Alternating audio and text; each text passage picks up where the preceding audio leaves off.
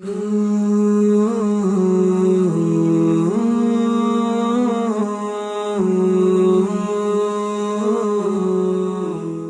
was traveling in one of the Middle Eastern countries a long time back, and I happened to cross the border.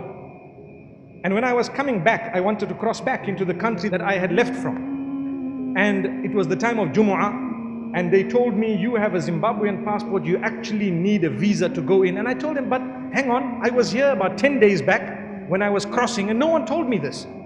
I crossed and there was no visa. He said, no, the law has just changed 2 days ago.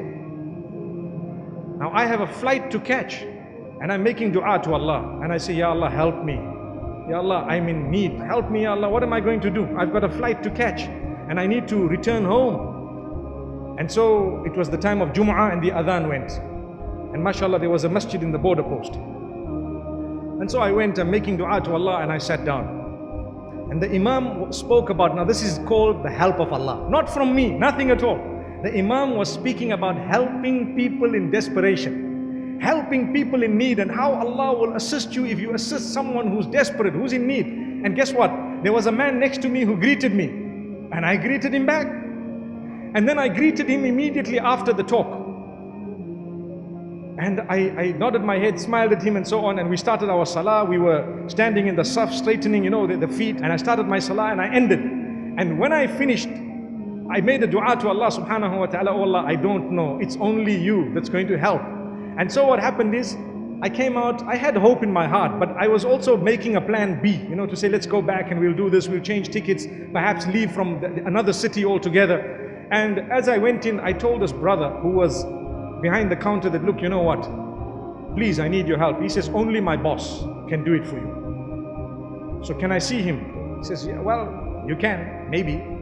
You can enter that door, and if he's there, you're lucky. So I went by the door, there was someone cleaning. Knocked on the door opened. Who was the boss? The man who sat next to me just the time of the khutbah and salah, and he read right next to me. And guess how I started my story? Assalamu alaikum. You can remember the smile, can't you?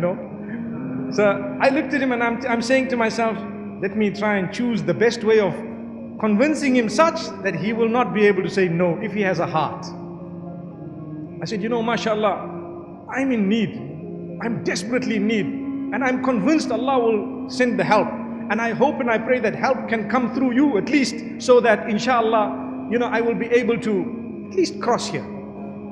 He looks at me and he thought for a moment, and I'm quite certain that the words of the Imam were ringing in his head. And then he tells me something. He says, you're right.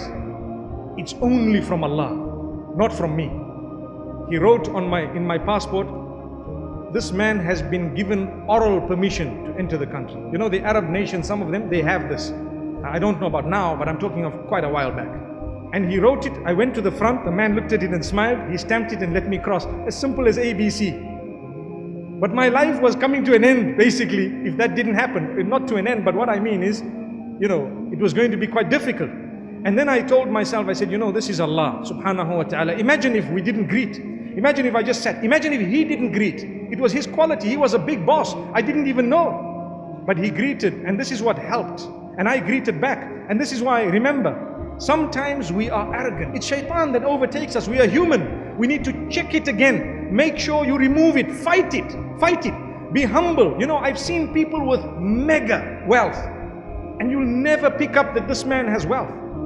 And I've seen people with next to nothing, and they have their first $1,000, and next thing they feel like, subhanallah, I'm Bill Gates. Allahu Akbar. May Allah subhanahu wa ta'ala grant us goodness of the dunya as well as goodness of the akhirah.